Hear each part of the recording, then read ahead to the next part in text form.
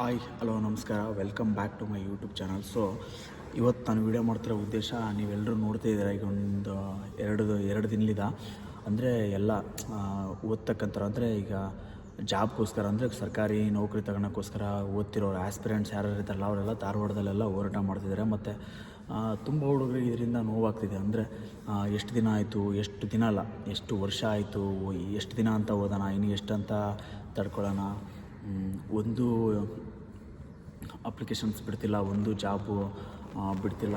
ಅಂದರೆ ಖಾಲಿ ಹುದ್ದೆಗಳು ಇದೆ ಅಂತ ಅನೌನ್ಸ್ ಆಗ್ತಿದೆ, ಬಟ್ ಅದು ಯಾವುದು ಕಾಲ್ಫಾರಮ್ ಆಗ್ತಿಲ್ಲ. ಎಷ್ಟಂತ ಓದೋಣ, ಎಷ್ಟಂತ ವೆಯ್ಟ್ ಮಾಡೋಣ, ದಿನಗಳು ಹಂಗೆ ಕಳೀತದೆ. ಅದು ಬೇರೆ ಧಾರವಾಡದಲ್ಲಿ, ಬಿಜಾಪುರ ಮತ್ತು ಬೆಂಗಳೂರೆಲ್ಲ ರೆಂಟ್ ಕಟ್ಟಿ ಸಾಕಾಗೋಯ್ತು. ಮತ್ತು ವಯಸ್ಸಾಗ್ತಾಯಿದೆ, ಮನೇಲಿ ಏನಂತ ಉತ್ತರ ಕೊಡೋಣ.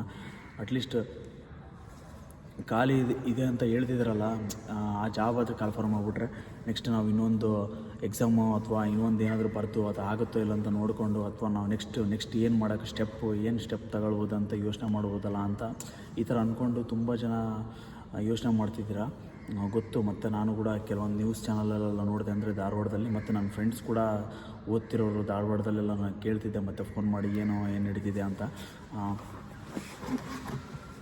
ಲೈಬ್ರರಿಲೆಲ್ಲ ಓದ್ಕೊತ, ಮತ್ತು ಈಗ ಅಲ್ಲಿ ಹೋಗಿ ಈಗ ಪ್ರೊಟೆಸ್ಟ್ ಮಾಡ್ತಿದ್ದಾರಲ್ಲ, ಆ ಥರ ಎಲ್ಲ ಮಾಡ್ಕೊತ ಏನೂ ಮಾಡೋಕ್ಕೆ ಬರೋಲ್ಲ ಈಗ.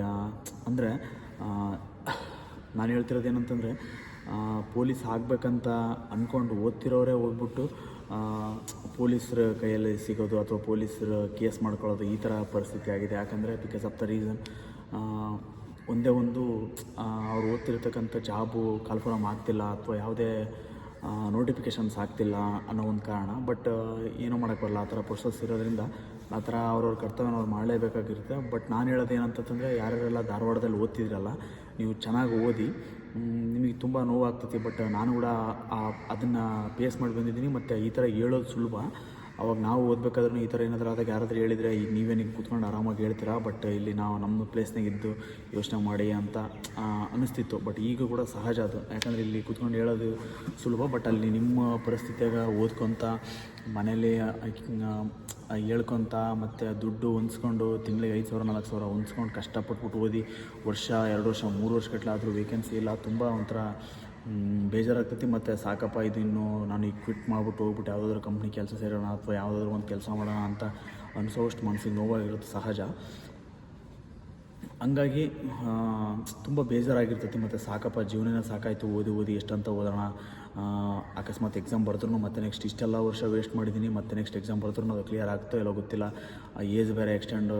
ಏಜ್ ಬೇರೆ ಮುಗಿತಾ ಬಂತು, ವಯಸ್ಸಾಯ್ತಾ ಬಂತು, ಈ ಥರ ಎಲ್ಲ ಅನ್ಸೋದು ಸಹಜ. ಬಟ್ ನಾನು ಹೇಳ್ತಿರೋದು ಏನಂತಂದರೆ, ತುಂಬ ಇದನ್ನೊಂಥರ ಅರ್ಥ ಮಾಡ್ಕೊಳ್ರಿ. ನಾನು ಹೇಳ್ತಿರೋದು ಏನಂತಂದರೆ, ಇವಾಗ ಆಲ್ರೆಡಿ ತುಂಬ ಡಿಲೇ ಆಗಿದೆ, ಅದು ನೋಟಿಫಿಕೇಷನ್ ತುಂಬ ಡಿಲೇ ಆಗಿದೆ. 2-3 ವರ್ಷ ನಿಯರ್ ಆಗ್ತಾ ಬಂತು, ಯಾವುದೇ ನೋಟಿಫಿಕೇಷನ್ಸ್ ಆಗಿಲ್ಲ. SD ಆಗಿರ್ಬೋದು, FD ಆಗಿರ್ಬೋದು, PDO ಅವೆಲ್ಲ ತುಂಬ ದಿನ ಎಕ್ಸಾಮ್ ಆಗಿ ತುಂಬ ದಿನ ಆಯಿತು. PDO ಮತ್ತು KS ಮೇನ್ಸ್ ಬರ್ತಿದ್ದಾರೆ, ಮತ್ತು ಇನ್ನೊಂದು ನೋಟಿಫಿಕೇಷನ್ಸ್ ಆಗಿಲ್ಲ. ಮತ್ತು ಈ PSI PC ತುಂಬ ಜಾಬ್ ನೋಟಿಫಿಕೇಷನ್ಸು ಆಗೋದಿದೆ, ಬಟ್ ಆಗಿಲ್ಲ. ಮತ್ತು ಇನ್ನು ಅಬಕಾರಿದಾಗುತ್ತೆ ಅಂತ ಹೇಳಿದರೆ ಎಕ್ಸೈಸ್ ಡಿಪಾರ್ಟ್ಮೆಂಟಿಂದ, ಅದು ಕೂಡ ಆಗಿಲ್ಲ.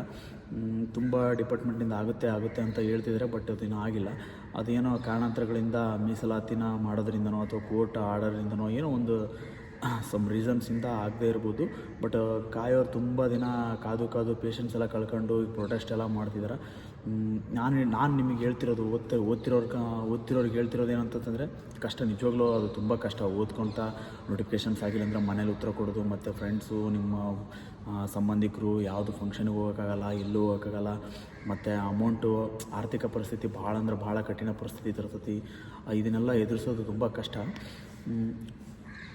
ಗೊತ್ತು, ಇದೆಲ್ಲ ಅರ್ಥ ಆಗ್ತೈತಿ. ಸೊ ಆ ಥರ ಕಷ್ಟ ಇರೋದಕ್ಕೋಸ್ಕರ ಈ ಥರ ಪ್ರೊಟೆಸ್ಟ್ ಮಾಡೋಕ್ಕೆ ಇಳಿದಿದ್ದಾರೆ ಧಾರವಾಡದಲ್ಲಿ ಅವಾಗವಾಗ. ಮತ್ತು ಇದೆಲ್ಲ ವಿದ್ಯಾರ್ಥಿ ಪರಿಷತ್ತು, ಆಲ್ ಇಂಡಿಯಾ ಸ್ಟೂಡೆಂಟ್ಸ್, ಇವೆಲ್ಲ ಪರಿಷತ್ಗಳೆಲ್ಲ ಬಿಟ್ಟು ಹೋರಾಟ ಮಾಡ್ತಿದ್ದಾರೆ. ಇವತ್ತೆಲ್ಲ ನ್ಯೂಸ್ ಚಾನಲ್ ನೋಡ್ತಿದ್ದೆ, ಪೊಲೀಸರೆಲ್ಲ ಪ್ರೊಟೆಸ್ಟ್ನ ತಡೀಲಿಕ್ಕೆ ಟ್ರೈ ಮಾಡ್ತಿದ್ರು. ಅಂದರೆ ಒಂದು ಶಾಂತಿಯುತ ಮಾಡಲಿ ಅನ್ನೋದಷ್ಟೇ ಅವ್ರ ಉದ್ದೇಶ ಆಗಿರುತ್ತೆ. ಯಾಕಂದರೆ ಮ್ಯಾಗಿನ ಆರ್ಡ್ರ್ ಏನಿರ್ತೈತೆ ಅದನ್ನ ಫಾಲೋಅಪ್ ಮಾಡೋ ಆಗಿರ್ತೈತಿ. ಸೊ ಈಗ ನಮಗೆ ಕೂಡ ನಮ್ಮ ಫ್ರೆಂಡ್ಸ್ ಎಲ್ಲ ಪ್ರೊಟೆಸ್ಟ್ ಮಾಡ್ತಿರ್ತಾರೆ. ಅಂದರೆ ಲೈಕ್ ಈಗೆಲ್ಲ ಅವರೆಲ್ಲ ತುಂಬ ಅದನ್ನ ಪೇಷನ್ಸಿಂದ, ಅವ್ರಿಗೆ ಒಂಥರ ತಾಳ್ಮೆ ಕಳ್ಕೊಂಡಿರೋ ಥರ ಆಗಿರುತ್ತೆ. ಅಂದರೆ ಎಷ್ಟಂತ ವೇಟ್ ಮಾಡೋಣ, ಎಷ್ಟಂತ ಕಾಯೋಣ, ಈ ಥರ ಆಗಿ ಆ ಥರ ಮಾಡ್ತಿರ್ತಾರೆ. ಬಟ್ ನಾನು ಹೇಳೋದೇನಂತಂದರೆ ಒಂದು ಶಾಂತಿಯುತವಾಗಿ ಮಾಡಿ. ಈಗ ಸಪೋರ್ಟ್ ಮಾಡ್ತಿದ್ದಾರೆ ಧಾರವಾಡದಲ್ಲಿ ಕಮಿಷನರ್ ಎಲ್ಲ ನೋಡ್ಬೋದು ನೀವು. ಸೊ ಒಂಥರ ಸ್ಟೂಡೆಂಟ್ಸ್ಗೆಲ್ಲ ಸಪೋರ್ಟಿವ್ ಆಗಿದ್ದಾರೆ. ಬಟ್ ಅವ್ರ ಕರ್ತವ್ಯ ಅವ್ರು ಮಾಡಲೇಬೇಕಾಗಿರ್ತದೆ. ಸೊ ಹಂಗಾಗಿ ಅವ್ರು ಏನು ಹೇಳ್ತಾರಲ್ಲ ಅದನ್ನು ಫಾಲೋ ಅಪ್ ಮಾಡ್ಕೊಂಡು ಶಾಂತಿಯುತವಾಗಿ ನಿಮ್ಮ ಮನವಿ ಸಲ್ಲಿಸ್ರಿ ಅಂತ ಹೇಳ್ತೀನಿ. ಮತ್ತು ಹಂಗೆ ಸೊ ಅದನ್ನು ಮಾಡ್ಕೊತ ನಿಮ್ಮದು ಸ್ಟಡೀಸ್ ಕಡೆ ಸ್ವಲ್ಪ ಲೇಸ್ನೆಸ್ ತೊಗೋಬೇಡಿ. ಮತ್ತು ಯಾಕಂದರೆ ಈ ಥರ ಬೇಜಾರಾಗಿದೆ ಅಂತ ಹೇಳ್ಬಿಟ್ಟು ನೀವೇನಾದರೂ ಕ್ವಿಟ್ ಮಾಡಿದರೆ ಅದು ನಿಮಗೆ ಲಾಸ್ ಅಲ್ಲ, ಮತ್ತೆ ಯಾರಿಗೆ ಲಾಸು? ನೀವು ನಿಮ್ಮಲ್ಲಿರೋ ಕೋಪ ಅಥವಾ ಯಾರೋ ಜನಗಳು ಬೈತಾರೆ, ಎಷ್ಟು ದಿನ ಓದ್ತೀಯಾ, ಮನೇಲಿ ಕೇಳ್ತಾರೆ ಅಂತ ನೀವು ಆ್ಯಂಗ್ಸೈಟಿಯಿಂದ ಏನಾದರೂ ಓದೋದು ಬಿಟ್ಟರೆ ಅಥವಾ ರಿಟರ್ನ್ ಮನೆಗೆ ಹೋದರೆ ಅಥವಾ ಏನಾದರೂ ಮಾಡಿದರೆ, ಬಟ್ ಅದು ನಮಗೆ ಆಗೋದೇ ಲಾಸ್ ಅಲ್ಲ, ಇನ್ಯಾರಿಗೂ ಲಾಸ್ ಅಲ್ಲ. ನಾವೇನೋ ಕೋಪದಿಂದ ಓದೋದು ಬಿಟ್ಟು ಮನೆಗೆ ಹೋಗ್ತೀವಿ. ನೆಕ್ಸ್ಟ್ ಈಗ ನೀನು ಏನೂ ಆಗಿಲ್ಲ ಅಂತ ಮಾತಾಡ್ತಿರ್ತಾರೆ, ಬಟ್ ನೀನೇನಾದರೂ ಬಿಟ್ಬಿಟ್ಟು ಹೋಗ್ಬಿಟ್ರೆ ನೀನು ಲೈಫ್ ಟೈಮು ನೀನು ಸಾಯೋವರೆಗೂ ಹಂಗೆ ಮಾತಾಡ್ತಾರೆ. ಸೊ ಇವಾಗ ಇನ್ನೇನು ಫೈನಲ್ ಸ್ಟೇಜು. ಬಟ್ ಯಾಕಂದರೆ ಈಗ ಆಲ್ರೆಡಿ ಪ್ರೊಟೆಸ್ಟು ಈ ಥರ ಎಲ್ಲ ಮಾಡ್ತಿರೋದೆಲ್ಲ ಅದು ಸರ್ಕಾರ ಗಮನಕ್ಕೆ ಆಲ್ರೆಡಿ ಬಂದಿರ್ತೈತಿ. ಹಿಂಗೆ ಬಿಟ್ಟರೆ ಅದು ನೆಕ್ಸ್ಟು ಒಂದು ಇದಾಗ್ತದೆ ಅನ್ನೋ ಒಂದು ಸರ್ಕಾರದ ಗಮನಕ್ಕೆ ಬಂದಿರ್ತೈತಿ. ಸೊ ಹಂಗಾಗಿಬಿಟ್ಟು ಇಷ್ಟು ದಿನ ಏನು ಆಶ್ವಾಸನೆ ಕೊಟ್ಟಿರ್ತಾರಲ್ಲ, ಇನ್ನೇನು ಮಾಡ್ತಿರ್ತಾರೆ ಕೆಲವೊಂದು ಪ್ರೊಸೀಜರ್ ಇರ್ತೈತಿ. ಸೊ ಅದನ್ನೆಲ್ಲ ಮಾಡ್ತಾರೆ, 100% ಮಾಡೇ ಮಾಡ್ತಾರೆ.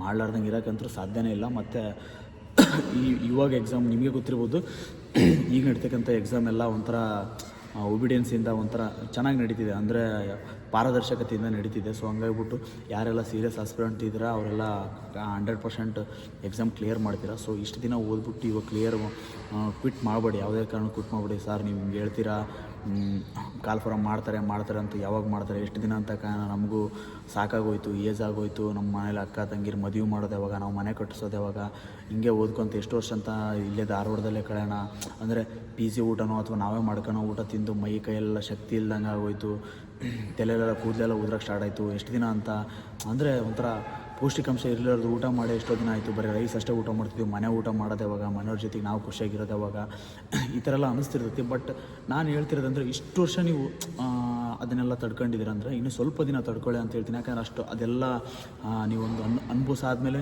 ನೆಕ್ಸ್ಟ್ ನಿಮಗೆ ಒಳ್ಳೆ ದಿನಗಳು ಕಾದಿರ್ತಾವೆ. ಸೊ ನನ್ನ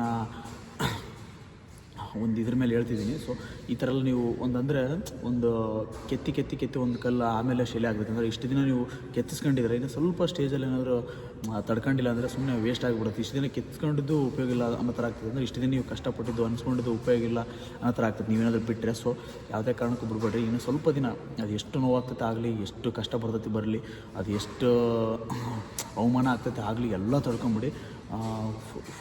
ಒಂದು ಸರ್ತಿ ನಿಮ್ಮ ಉತ್ತರ ಸೆಲೆಕ್ಷನ್ ಲಿಸ್ಟಲ್ಲಿ ನೀವು ಯಾವುದಾದ್ರೂ ಒಂದು ಪೋಸ್ಟ್ ಮಾಡ್ಕೊಂಡು ನಿಮ್ಮ ಉತ್ತರನ ಅವಾಗ ಶೋ ಅಪ್ ಮಾಡುವಂತ ಅಂತ ಹೇಳ್ತೀನಿ. ಹಂಗೆ ಈಗ ಧಾರವಾಡದಲ್ಲೆಲ್ಲ ತುಂಬ ಹುಡುಗರಂದರೆ ಪ್ರೊಟೆಸ್ಟ್ ಮಾಡೋದು ಈ ಥರ ಎಲ್ಲ ಮಾಡ್ತಿರೋದು ನೋಡ್ತಿದ್ದೆ ನ್ಯೂಸಲ್ಲಿ. ಸೊ ಹಂಗಾಗಿ ಸರ್ಕಾರ ಗಮನಕ್ಕೆ ನನಗೆ ಅನಿಸ್ತದೇನೆಂದರೆ ಸರ್ಕಾರ ಗಮನಕ್ಕೆ ಬರ್ತಿರ್ತೈತಿ ಇದೆಲ್ಲ. ಸೊ ಈ ಟೈಮಲ್ಲಿ ಈ ಥರ ಮಾಡ್ತಿದ್ದಾರೆ ಹುಡುಗರು ಅಂತ ಹೇಳ್ಬಿಟ್ಟು ಅವ್ರ ಗಮನಕ್ಕೆ ಇದು ಆಲ್ರೆಡಿ ಬಂದಿರ್ತೈತಿ. ಸೊ ಹಂಗಾಗಿಬಿಟ್ಟು ಇನ್ನೇನು ಕೆಲವು ದಿನಗಳಲ್ಲಿ 100% ಮಾಡೇ ಮಾಡ್ತಾರೆ. ಅಂದರೆ ಒಂದು ಸ್ವಲ್ಪ ದಿನ ಲೇಟ್ ಆಗ್ಬೋದು, ಬಟ್ ಮಾಡೇ ಮಾಡ್ತಾರೆ. ಎಷ್ಟು 3,500 ಏನೋ ಸಿವಿಲ್ CPC ಇದಾವೆ, ಮತ್ತು DR, KSRP ಆಗಿ ತುಂಬ ದಿನ ಆಯಿತು, ಮತ್ತು CRDR, SDA, FDA, PDO, KS ಆಗೋದೈತೆ ಅಂತ ಹೇಳಿದ್ದಾರೆ. ಬಟ್ ಮೇನ್ಸ್ ಬರ್ತಿದ್ದಾರೆ, ಅದು ಇಂಟರ್ವ್ಯೂನ ಆಗಿಲ್ಲ. ಮೇನ್ಸ್ ಇದ್ದಾರೆ, ಅದ್ರ ರಿಸಲ್ಟ್ ಬರೋದಿದೆ. ಮತ್ತು ನೀವು KS ಆಗೋದಿದೆ, ಮತ್ತು UPSC. ಸೊ ಎಲ್ಲ ಎಕ್ಸಾಮ್ಸು 1 by 1 ಅಂದರೆ ಎಕ್ಸೈಸ್ ಸಬ್ ಇನ್ಸ್ಪೆಕ್ಟ್ರು ಮತ್ತು ಎಕ್ಸೈಸ್ PCC ಇದೆಲ್ಲ ಆಗೋದು ಅಂದರೆ ತುಂಬ ನೋಟಿಫಿಕೇಶನ್ ಎಲ್ಲ ಡಿಲೇ ಆಯ್ತು. ಮತ್ತು ಈಗೇನೋ KSET ಎಕ್ಸಾಮು, ಈಗೇನೋ TT ಎಕ್ಸಾಮಿನೋ ಇರಬೇಕು, ನೆಕ್ಸ್ಟ್ ವೀಕಲ್ಲೇನೋ ಇರಬೇಕು. ಸೊ ಅಂದರೆ ಡೇ ಬೈ ಡೇ ಆಯ್ತಂದರೆ ಎಲ್ಲ ಆಗ್ತೈತಿ. ಇನ್ನು ಆಗ್ಲಿಕ್ಕೆ ಸ್ಟಾರ್ಟ್ ಆಯ್ತಂದ್ರೆ ಒಂದು ಸತಿ ಕಾಲ್ಫಾರ್ಮ್ ಆಗಿ ಸ್ಟಾರ್ಟ್ ಆಯ್ತಂದರೆ ಎಲ್ಲ ಎಕ್ಸಾಮ್ಸು ಅಟ್ ಎ ಟೈಮ್ ಆಗಿಬಿಡೋದು. ಸೊ ನೀವು ಈ ಎಕ್ಸಾಮ್ ಓದಲ್ಲ ಆ ಎಕ್ಸಾಮ್ ಓದಲ್ಲ ಅನ್ನೋಷ್ಟೊತ್ತಿಗೆ ಎಕ್ಸಾಮ್ ಎಲ್ಲ ಪಾಸ್ ಆಗಿಬಿಡ್ತದೆ. ಸೊ ಹಂಗಾಗಿ ನೀವು ಏನು ಮಾಡ್ತಿದ್ರೆ ಅದು ಮಾಡಿ. ಈ ಥರ ನೀವು ಸರ್ಕಾರಕ್ಕೆ ಮನವಿ ಸಲ್ಲಿಸೋದು ಅದನ್ನೆಲ್ಲ ಮಾಡಿ. ಸೊ ಅದ್ರ ಜೊತೆಗೆ ಒಂಥರ ಕುಗ್ಗಿ ನೀವು ಓದೋದನ್ನ ಕಡೆ ಸ್ವಲ್ಪ ಡಿಲೇ ಮಾಡಬೇಡಿ ಅಂತ ಹೇಳ್ತೀನಿ. ಸೊ ಓದೋದ್ರ ಕಡೆಯೂ ಗಮನ ಇರಲಿ. ಸೊ ಅದನ್ನು ಮಾಡ್ತಾಯಿರಿ. 100% ಆದಾಗ ಒಂದೇ ಟೈಮ್ಗೆ ಎಲ್ಲ ಎಕ್ಸಾಮ್ ಸಿಗ್ತೈತಿ. ಸೊ ಅವಾಗ ಒಂದೇ ಅವಕಾಶ, ಇದೇ ಲಾಸ್ಟ್ ನಂದು ಎಕ್ಸಾಮ್ ಬರೋದು, ನಾನು ಅಕಸ್ಮಾತ್ ಆದರೆ ಓಕೆ, ಆಗಿಲ್ಲ ಅಂದರೆ ನಾನು ಏನಾದರೂ ಪ್ಲ್ಯಾನಿಂಗ್ ಮಾಡ್ಕೊತೀನಿ ಅನ್ನೋ ರೀತಿರಲ್ಲ. ತುಂಬ ಸೀರಿಯಸ್ಸಾಗಿ ಇಷ್ಟು ದಿನ ಟ್ರೈ ಮಾಡಿದ್ರಲ್ಲ, ಇನ್ನೂ ಸ್ವಲ್ಪ ಸೀರಿಯಸ್ಸಾಗಿ ಸ್ಟಡಿ ಮಾಡಿ ಮತ್ತು ರಿವಿಷನ್ಸ್ ಎಲ್ಲ ಮಾಡಿ ಅಂತ ಹೇಳ್ತೀನಿ. ನಾನು ಈ ವಿಡಿಯೋ ಮಾಡಿದ್ದು ಏನಂತಂದರೆ, ನೋಡ್ತಿದ್ದೆ ನಾನು ಧಾರವಾಡದಲ್ಲೆಲ್ಲ ಒಂಥರ ಅಂದರೆ ನಾವು ಒಂದು ಸ್ಟೇಜಲ್ಲಿ ಅದೇ ಥರ ಇದ್ವಲ್ಲ ಅನ್ನೋ ಥರ.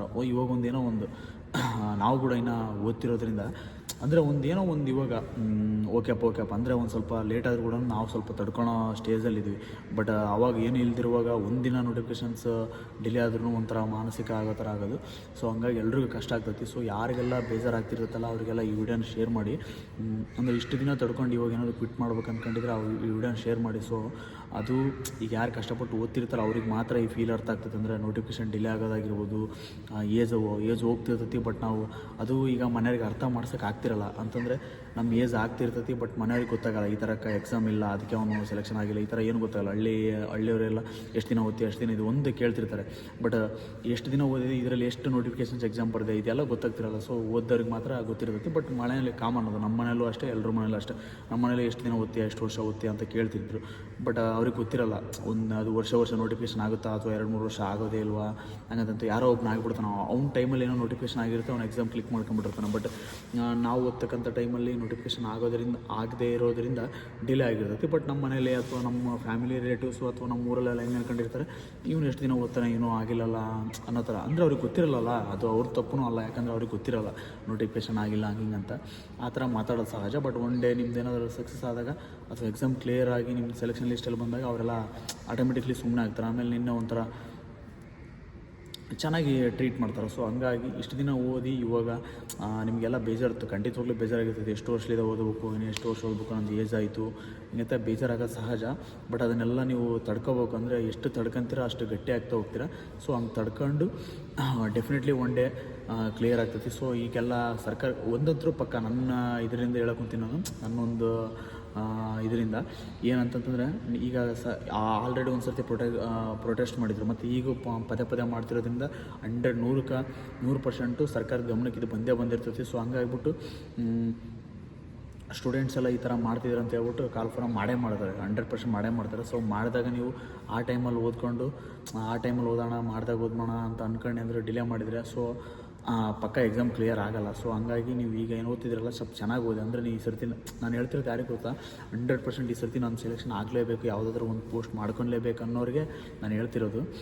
ಸುಮ್ಮನೆ ಎಕ್ಸಾಮ್ ಬರೆಯೋಣ ಅನ್ನೋರಿಗೆಲ್ಲ, ಸುಮ್ಮನೆ ಒಂಥರ ಅಸಡ್ಡೆ ಮಾಡೋರಿಗೆ ಅಥವಾ ವ್ಯಂಗ್ಯವಾಗಿ ಇದು ಮಾಡೋರಿಗೆ ಅಂತ ಅಲ್ವೇ ಅಲ್ಲ. ಈ ಸರ್ತಿ ಮಾಡ್ಕೊಳ್ಲೇಬೇಕು ಸರ್, ನನಗೆ ಯಾವುದಾದ್ರೂ ಒಂದು ಪೋಸ್ಟ್ ತಗೊಳ್ಳೇಬೇಕು, ನಮ್ಮ ಮನೇಲಿ ಒಂಥರ ಕಷ್ಟ ಇದೆ, ನನ್ನ ಜಾಬ್ಗೋಸ್ಕರನೇ ಕಾಯ್ತಿದ್ದಾರೆ, ನಮ್ಮ ಅಣ್ಣ ಅಕ್ಕ ತಂಗಿ ಮದುವೆ ಮಾಡೋದಿದೆ, ನಮ್ಮ ಮನೆ ಕಟ್ಸೋದಿದೆ ಅಂತ ಯಾರು ಸೀರಿಯಸ್ ಆಸ್ಪಿರೆಂಟ್ಸ್ ಇದ್ದಾರಲ್ಲ ಅವ್ರಿಗೆ ಹೇಳ್ತಿರೋದು. ಸೊ 100% ಓದಿ, ಯಾವುದೇ ಕಾರಣಕ್ಕೂ ಕ್ವಿಟ್ ಮಾಡಬೇಡಿ. ಒಂದಲ್ಲ ಒಂದು ದಿವಸ ನಿಮ್ಮ ಟೈಮ್ ಬಂದೇ ಬರ್ತೈತಿ. ಯಾರು ಕಷ್ಟಪಡ್ತಾರೆ ಆ ದೇವ್ರು ಒಳ್ಳೇದು ಮಾಡ್ತಾನೆ. ಆಂಜನೇಯನ ಆಶೀರ್ವಾದ ಎಲ್ಲರ ಮೇಲೆ ಇರಲಿ ಅಂತ ಕೇಳ್ಕೊತೀನಿ. ಸೊ ಈ ವಿಡಿಯೋ ಏನಾದರೂ ಇಷ್ಟ ಆಗಿದ್ದರೆ, ಮತ್ತು ಯಾರಿಗೆಲ್ಲ ಕೋಚಿಂಗ್ ಹೋಗೋಕ್ಕಾಗಿರಲ್ಲ, ಮತ್ತು ಯಾರಲ್ಲಿ ಈಗೇನೇ ಕಾಲೇಜಲ್ಲಿ ಓದ್ತಿರ್ತೀರ, ನಿಮಗೇನಾದರೂ ಗೈಡ್ಲೈನ್ಸ್ ಇರೋಲ್ಲ, ಅಥವಾ ಸೀರಿಯಸ್ ಆಗಿ ನಾನು ಯಾವುದಾದ್ರೂ ಒಂದು ಜಾಬ್ ತೊಗೋಬೇಕು, ಏನಾದರೂ ಒಂದು ಮಾಡಬೇಕು ಲೈಫಲ್ಲಿ, ಏನಾದರೂ ಒಂದು ಒಟ್ಟು ನಮ್ಮ ಫ್ಯಾಮಿಲಿನ ಚೆನ್ನಾಗಿ ನೋಡ್ಕೋಬೇಕು ಅಂತ ನಿಮ್ಗೆ ಏನಾದರೂ ಸೀರಿಯಸ್ ಆಗಿ ಏನಾದರೂ ಅನಿಸ್ತಿದ್ರೆ ನನ್ನ ಚಾನಲ್ನ ಸಬ್ಸ್ಕ್ರೈಬ್ ಮಾಡಿ. ಸೊ ನನಗೆ ಎಷ್ಟು ಗೊತ್ತೋ ಅಷ್ಟನ್ನ ನಾನು ವಿಷಯನ ಶೇರ್ ಮಾಡ್ತಿರ್ತೀನಿ. ನನ್ನ ಉದ್ದೇಶ ಏನಂತಂದರೆ ಎಲ್ರಿಗೂ ಕೋಚಿಂಗ್ ಹೋಗೋಕ್ಕಾಗಿರಲ್ಲ, ತುಂಬ ದಿನದಿಂದ ಓದ್ತಿರ್ತಾರೆ. ಸೊ ತುಂಬ ದಿನದಿಂದ ಓದ್ತಿರ್ತಾರೆ, ಈ ಸರ್ತಿ ತಗೊಳ್ಳೇಬೇಕು ಯಾವುದಾದ್ರೂ ಒಂದು ಅನ್ಕೊತಿರ್ತಾರೆ. ಸೊ ಅಂಥವ್ರಿಗೆ ನನ್ನ ಕಡೆಯಿಂದ ಒಂದು ಸ್ವಲ್ಪ ಆದರೆ ಹೆಲ್ಪ್ ಆಗಲಿ ಅನ್ನೋ ಥರ ನನಗೆ ಇದನ್ನು ವ್ಯಾಲ್ಯೂಯಬಲ್ ಟೈಮ್ನ ಈ ವಿಡಿಯೋ ಮಾಡಲಿಕ್ಕೆ ಕೊಟ್ಟಿದ್ದೀನಿ. ಸೊ ಯಾರಾದರೂ ನೋಡ್ಬಿಟ್ಟು ಒಬ್ಬರು ಇಬ್ಬರು ಓದೋದು ಬಿಡ್ಬೇಕು ಅಂದ್ಕೊಂಡ್ರೆ ಮತ್ತೆ ಓದಿದರೆ ಸೊ ನಾನು ಈ ವಿಡಿಯೋ ಮಾಡೋದಕ್ಕೂ ಒಂದು ಸಾರ್ಥಕತೆ ಆಯಿತು ಅಂತ ಅಂದ್ಕೊತೀನಿ. ಥ್ಯಾಂಕ್ ಯು ಸೋ ಮಚ್ ಈ ವಿಡಿಯೋ ನೋಡಿದ್ದಕ್ಕೆ. ಯಾರಾದರೂ ಇದು ನೀಡಿದರೆ ಯಾರಿಗಾದ್ರೂ ನಿಮ್ಮ ಫ್ರೆಂಡ್ಸಿಗೆ ಅಥವಾ ಯಾರಿಗಾದ್ರೂ ಶೇರ್ ಮಾಡಿ. ಮತ್ತು ಇದನ್ನು ಒಂದು ಸ್ವಲ್ಪ ತಾಳ್ಮೆಯಿಂದ ಕೂತ್ಕೊಂಡು ನೋಡಿಬಿಟ್ಟು ಸ್ವಲ್ಪ ಅಳವಡಿಸ್ಕೊಳ್ರಿ ಅಂತ ಹೇಳ್ತೀನಿ. ಮತ್ತು ನನ್ನ ಮಾತಲ್ಲಿ ಏನಾದರೂ ಮಿಸ್ಟೇಕ್ಸ್ ಇದ್ದರೆ ಅಥವಾ ಏನಾದರೂ ತಪ್ಪು ಮಾತಾಡಿದರೆ ನಾನು ನಿಮ್ಮ ಫ್ಯಾಮಿಲಿಯಲ್ಲಿ ಒಬ್ಬ ಅಣ್ಣನೋ ತಮ್ಮನೋ ಅಂದ್ಕೊಂಡು ಕ್ಷಮೆ ಇರಲಿ. ಮತ್ತು ಮುಂದಿನ ಯಾವುದಾದ್ರೂ ಒಂದು ಒಳ್ಳೆಯ ವಿಡಿಯೋ ಮೂಲಕ ಮಾಡ್ತೀನಿ. ನೀವು ಸಬ್ಜೆಕ್ಟ್ ಬಗ್ಗೆ ಯಾವ್ಯಾವುದು ಸಬ್ಜೆಕ್ಟ್ ಓದಬೇಕು ಮತ್ತು ಏನೇನು ಓದಬೇಕಂತ ಕೇಳಿದರೆ ಸೊ ಅದನ್ನು ನೀಟಾಗಿ ಒಂದು ಮುಂದೇನು ವೀಡಿಯೋದಲ್ಲಿ ಮಾಡ್ತೀನಿ. ಸೊ ನನಗೆ ಎಷ್ಟು ಸಾಧ್ಯ ಅಷ್ಟು ಮಾಡಿಬಿಟ್ಟು ಈ ಒಟ್ಟು ನನ್ನಿಂದ ಯಾರಾದರೂ ಒಂದು ಸ್ವಲ್ಪ ಜನನಾದರೂ ಈ ಸರ್ತಿ ಸೆಲೆಕ್ಷನ್ ಆಗಿ ಸರ್ ನಿಮ್ಮ ವೀಡಿಯೋ ನೋಡ್ತಿದ್ವಿ, ಒಂಥರ ಮೋಟಿವೇಶನ್ ಆಗ್ತಿತ್ತು, ಅಥವಾ ಏನೋ ಒಂದು ಹೆಲ್ಪ್ ಆಗಿ ಸಣ್ಣದೊಂದು ಹೆಲ್ಪ್ ಆಗಿ ನಾವು ಕೂಡ ಚೆನ್ನಾಗಿ ಓದಿದ್ವಿ, ಇವತ್ತು ಸೆಲೆಕ್ಷನ್ ಆಗಿ ಅಂತ ಯಾರಾದರೂ ಒಬ್ಬರು ಹೇಳಿದ್ರು ನನಗೆ ತುಂಬ ಖುಷಿ ಆಗ್ತಿತ್ತು ಅಂತ ಅದಕ್ಕೋಸ್ಕರ ನಾನು ಈ ವಿಡಿಯೋ ಮಾಡ್ತಿದ್ದೀನಿ. ಸೊ ನೀಡಿದರೆ ಚಾನಲ್ನ ಸಬ್ಸ್ಕ್ರೈಬ್ ಮಾಡಿ ಮತ್ತು ನಿಮ್ಮ ಫ್ರೆಂಡ್ಸಿಗೆ ಶೇರ್ ಮಾಡಿ ಅಂತ ಹೇಳ್ತೀನಿ. ಮತ್ತು ಮುಂದಿನ ನೋಡಿದ್ರೆ ಸಿಗೋಣ. ಒಳ್ಳೆಯದಾಗಲಿ. Thank you so much.